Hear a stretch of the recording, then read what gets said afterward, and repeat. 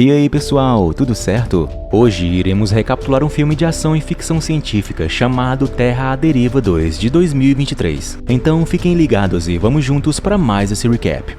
No futuro próximo, incêndios florestais e secas começam a se espalhar pelo mundo todo de uma maneira alarmante nunca vista antes. Logo, os cientistas anunciam um desastre iminente conhecido como crise solar, que prevê que, na taxa em que o Sol está se expandindo atualmente, em 100 anos ele engolirá a Terra e em 300 o sistema solar inteiro. O governo da Terra Unida, ou GTU, decide prosseguir com um projeto chamado Montanha em Movimento, que consiste em construir enormes motores de propulsão para empurrar a Terra para fora do sistema solar. Porém, devido ao alto custo da operação, que está consumindo recursos a um ritmo acelerado, surgem tumultos e protestos em todo o mundo por pessoas que não se importam com tragédias que ainda não aconteceram. Os protestos violentos pioram quando o GTU proíbe um grupo chamado Projeto Vida Digital, ou PVD. Um grupo radical que acredita que o futuro da humanidade está nos computadores.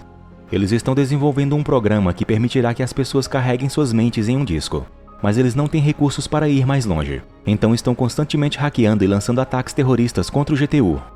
Após mais uma tentativa fracassada do PVD, o GTU percebe que as pessoas estão perdendo a fé em seu projeto e considera interrompê-lo. No entanto, o embaixador chinês chamado Zhou convence a todos a prosseguir com a primeira parte do projeto, que será concluída em breve e ajudará na moral. O primeiro plano é testar os motores na Lua, uma vez que eles estão planejando empurrá-la também para que a Terra possa se livrar de sua gravidade. Muitas pessoas estão sendo treinadas como astronautas para essa tarefa, e uma delas é Liu, um piloto que recentemente chega à base e encontra ela cercada de manifestantes.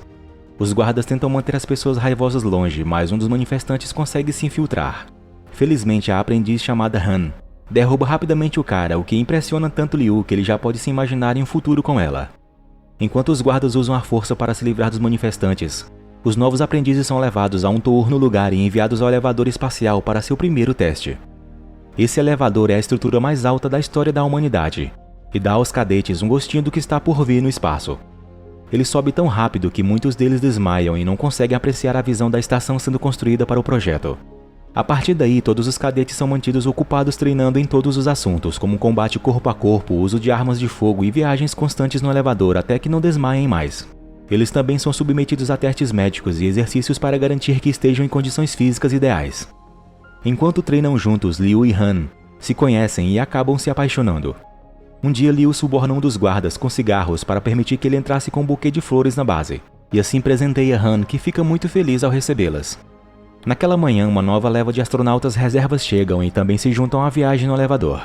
De repente, todos os drones da base começam a voar para fora do hangar e os engenheiros descobrem que o sistema foi hackeado. Quando então o elevador começa o processo de subida antes do previsto, enquanto alguns que estavam descendo param bruscamente e começam a subir novamente. Quando então os novos astronautas mudam de roupa, revelando que na verdade estão usando uniformes com os nomes dos cadetes veteranos, o que é notado por Liu e Han. Do lado de fora, os drones começam a disparar e todos precisam se concentrar em defender a base atirando em sua própria tecnologia. Os pilotos tentam usar os aviões para atirar, mas o sistema não mira nos drones porque eles são detectados como aliados. Os drones aproveitam isso e derrubam um dos elevadores com mísseis. Enquanto no outro elevador, os novatos infiltrados começam a trancar as portas e bloquear as cadeiras, prendendo os cadetes. Depois roubam as identificações deles, batendo em qualquer um que ouse resistir. Na outra sala, Liu consegue sair de sua cadeira e usa seu óculos para fazer o sol queimar a tela de bloqueio, fazendo a porta abrir. Após verificar um amigo ferido, Liu vai atrás dos terroristas, lutando contra eles até que um deles cai e morre. Liu também vai atrás do outro cara com um extintor de incêndio. Mas é tarde demais, pois graças ao ID roubado, o terrorista dá acesso ao elevador à estação ao mesmo tempo em que os drones prendem um míssil nele. Enquanto isso, os cientistas na base trazem o 550C, um computador quântico inteligente que finalmente anula a invasão.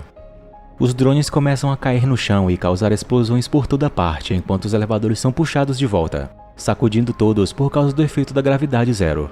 Liu ainda está lutando contra o terrorista e então Han pega um braço mecânico para quebrar uma janela e ajudar Liu a nocautear o cara.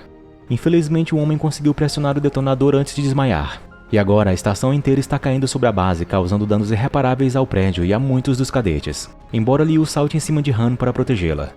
A base é evacuada e as notícias anunciam que cerca de 3.000 pessoas morreram naquele dia. Nas semanas seguintes, os tumultos e ataques terroristas pioram devido à morte e perda de recursos que a queda da estação causou, e as pessoas começam a exigir que o governo traga de volta o PVD. Zhou faz com que o assistente leia o discurso que ele preparou para o GTU, dizendo que tem fé no projeto enquanto ele conversa com o embaixador americano para convencê-lo a dar-lhes uma chance. Algumas semanas depois, as cápsulas de criosono são enviadas para a Lua com a tripulação que continuará trabalhando nos motores lunares. Assim que acorda, o engenheiro da computação chamado Hangul vai verificar suas coisas para ter certeza de que estão bem. Isso inclui a inteligência artificial 550A e uma gravação de sua filha chamada Aya, que interage com ele de forma muito limitada por causa das limitações do 550A. Acontece que Hangul costumava trabalhar para o PVD e agora aceitou trabalhar no projeto lunar para ter acesso ao 550C que irá controlar toda a base, pois ele acha que pode usá-lo para fazer com que o clipe de Aya, que dura apenas alguns segundos, se desenvolva em uma inteligência artificial completa da mente de sua filha que na verdade já morreu. Enquanto trabalha com o resto da equipe, Hangul descobre que o pesquisador de computação chamado Zhao está encarregado do 550C e quer que ele trabalhe com ele na operação do sistema. Hangul e Zhao fazem os primeiros testes do 550C, fazendo ele ativar cada setor da base. Enquanto esperam que o computador faça seu trabalho, Zhao dá a Hangul a cópia digital de sua mente que a empresa confiscou quando proibiu o PVD, e explica que cabe a ele decidir se quer destruí-lo ou não. Algum tempo depois, Hangul mostra o clipe de Aya a Zhao enquanto ele lembra do dia da tragédia. Ele estava dirigindo com sua esposa e filha, mas em um momento de distração, Hangul não viu o caminhão vindo em direção a ele e o carro bateu. Sua esposa morreu instantaneamente, mas Aya ainda tinha alguns minutos de vida. Então Hangul a levou para o PVD para fazer um backup de sua mente. A organização não queria ajudá-lo porque a tecnologia ainda não estava pronta. Mas Zhao, que também costumava trabalhar lá, aceitou fazer esse favor. No presente, Hangul pede a Zhao para usar o modelo 550C em Aya. Mas Zhao é contra a ideia e lembra a Hangul que dar-lhe o modelo 550A já foi o suficiente. Algum tempo depois, o sistema detecta uma tempestade solar de nível Z9 se aproximando. Todos os trabalhadores têm que correr de volta para a base, mas eles estão preocupados se seus veículos não sejam rápidos o suficiente. Os motoristas forçam os motores ao extremo e conseguem entrar na base bem antes da tempestade solar os atingir. Mas infelizmente o modelo 550C acaba sendo danificado no processo. A inteligência artificial é necessária para lançar o projeto em 3 dias, então Hangul oferece o modelo 550A para substituí-lo em troca de ser incluído na equipe que desenvolverá os futuros modelos 550. Zhao aceita e Hangul transfere a mente de Aya para um disco antes de entregar a inteligência artificial.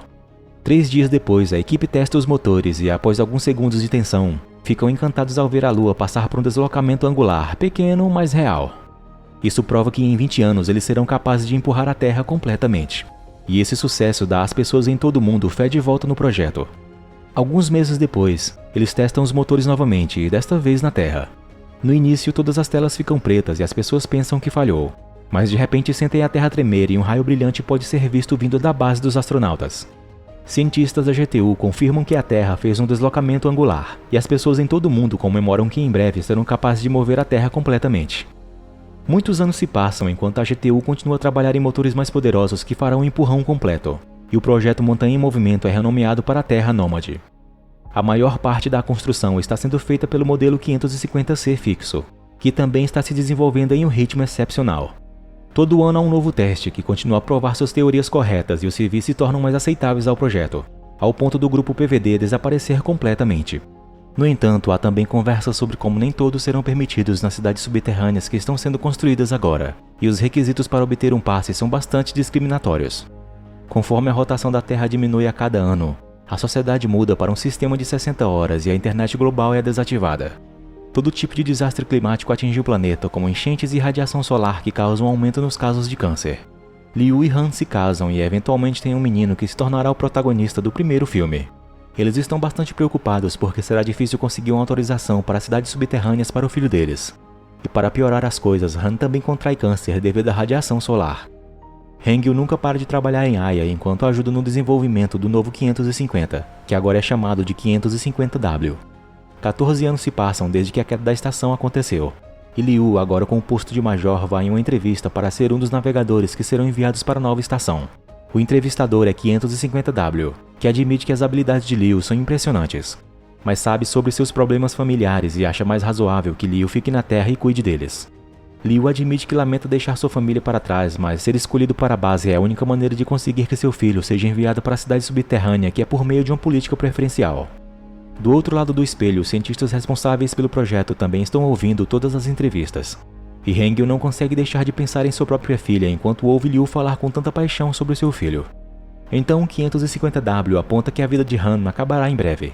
fazendo assim com que Liu tenha um colapso e falhe no teste de estresse. Depois Liu vai ao hospital para passar um tempo com Han, porque sua condição piorou a ponto de ela não poder mais ficar em casa. Han admite que gostaria de ver sua cidade natal pela última vez, o que pode ser difícil devido aos problemas climáticos atuais. Mais tarde, já à noite, inspirado pela paixão de Liu, Hangul entra sorrateiramente na base e conecta a mente de Aya ao 550W. Desta vez Aya tem reações ilimitadas e ela pode dizer a seu pai que está em algum outro lugar, o que faz Hangul cair em choro. Nesse momento, um grupo de guardas chega com Zhao, que tenta fazer Hangul ver a razão e aceitar a morte de Aya. Hangul se recusa e faz um upload completo de Aya para o 550W, o que imediatamente causa problemas no sistema da lua e os motores começam a falhar. Os guardas pegam Hangul e o levam embora enquanto Zhao coloca Aya de volta em um disco e desliga essa extensão de 550W. Enquanto isso, Liu puxa algumas cordas por meio de amigos antigos e pede emprestado um jato para levar sua família para a cidade natal de Han. Depois de fazer algumas piruetas por diversão, eles pousam em Xangai, que agora é um terreno baldio congelado. Enquanto observam as estrelas, Han pergunta a Liu que quando chegar a hora, ela quer morrer com dignidade e não com um monte de fios e tubos conectados a ela. Já na GTU, eles discutem o problema do sistema que Hangul causou e percebem que é muito semelhante ao hackeamento que fizeram nos drones e no elevador anos atrás. Eles estão tentando substituir o sistema com 550W, mas de alguma forma continuam sendo bloqueados. De repente, os motores da Lua ultrapassam os limites de sua capacidade e explodem, fazendo com que a Lua perca uma boa parte de sua superfície. Essa explosão também começa a empurrar a Lua em sentido contrário, agora em direção à Terra. O ministro Zhou está perto do oceano quando isso acontece e envia um alerta de emergência para todos os líderes mundiais enquanto observam um tsunami gigante crescer cada vez mais e atingir a Terra. Devido a esse estado de emergência, Liu recebe uma mensagem chamando-o de volta ao serviço e os líderes mundiais já começam a abrir as cidades subterrâneas para permitir que as pessoas entrem, já que as marés só vão piorar a partir de agora. Antes de Liu sair para sua missão, Han morre pacificamente em seu sono e seu filho é levado para a cidade subterrânea pelo pai de Han. Enquanto isso, Zhou fala na GTU pedindo apoio para seu plano de emergência. Ele quer usar todas as armas nucleares da Terra na Lua, para assim desencadear sua implosão e evitar a colisão. Nenhum governo já revelou quantas armas nucleares possuem em seu arsenal porque é confidencial. Mas pela primeira vez na história, isso não importa mais e todos concordam em entregar o que têm para ajudar. Enquanto isso, Zhao visita Hangul na prisão para informá-lo de que eles ativarão os motores da Terra mais cedo do que o esperado. Então eles precisam reativar a internet global para permitir o controle coordenado da detonação. Um dos servidores está agora submerso e Zhao quer que Hangul cuide disso. E para convencê-lo, ele mostra que ainda tem o disco com as memórias de Aya e Hangul. Devido a destroços lunares que formaram um cinturão de asteroides ao redor da Lua, os melhores pilotos são escolhidos para transportar as armas nucleares, incluindo Liu. Na Terra, 3 equipes são enviadas para cuidar dos servidores de internet ausentes, que estão em Pequim, Tóquio e Dulles. Zhao explica a todos como usar a chave que decodificará a senha que contém 30.000 números aleatórios, então o 550W fará o resto. Enquanto isso, as naves com os pilotos escolhidos partem para a Lua. Os asteroides se movem rapidamente e aparecem do nada. Então acabam atingindo algumas das naves e fazendo-as cair. Isso faz com que a equipe perca 200 ogivas nucleares, deixando apenas 180 para a detonação. As naves são guiadas por 550W com segurança através da superfície da Lua, pelo menos até outro asteroide atingir mais uma nave e fazê-la cair, incluindo a de Liu, forçando ele a pousar de uma forma bastante violenta. No final, eles perdem quase todas as ogivas nucleares. Os sobreviventes procuram imediatamente por fita adesiva para consertar seus capacetes para manter o oxigênio e enfaixar qualquer ferida. Depois decidem entregar as ogivas restantes a pé. Liu, porém, não quer que os jovens morram tão cedo e então ele sai da nave e fecha a porta, aceitando se sacrificar por eles antes de enviar a nave com todos os sobreviventes de volta. Já na Terra, as 3 equipes chegam aos locais dos servidores e mergulham na água. Com a ajuda dos drones e ferramentas especiais, a equipe de Hangul em Pequim entram no prédio e encontram a porta do servidor. Mas quando tentam forçá-la para abrir, a ferramenta não lida com a pressão e falha, ferindo gravemente um dos homens. Zhao tenta cuidar dos ferimentos, mas não tem as ferramentas necessárias e o homem morre. Enquanto a maioria da equipe leva o corpo embora, Hangul e Zhao decidem continuar e concluir a missão, fazendo todas as conexões necessárias para trazer de volta a internet. Enquanto Liu pega um caminhão para mover as ogivas restantes, de repente detritos lunares começam a cair na Terra, atrapalhando a equipe de backup que tenta alcançar o servidor de Pequim. O prédio começa a tremer quando detritos o atingem, e alguns equipamentos caem na perna de Zhao, assim o prendendo. A sala começa a se encher de água e Hangul não consegue abrir a porta. Então Zhao decide passar a ele a chave com a senha antes de a água tomá-lo completamente e ele morrer. Os detritos lunares começam a destruir todos os principais locais da Terra. E as pessoas que estavam se mudando para as cidades subterrâneas pacificamente agora começam a entrar em pânico. Na GTU, o ministro Zou recebe más notícias. Eles não têm tempo suficiente para coordenar todas as ogivas e assim fazê-las explodirem ao mesmo tempo, pois todas são de modelos diferentes.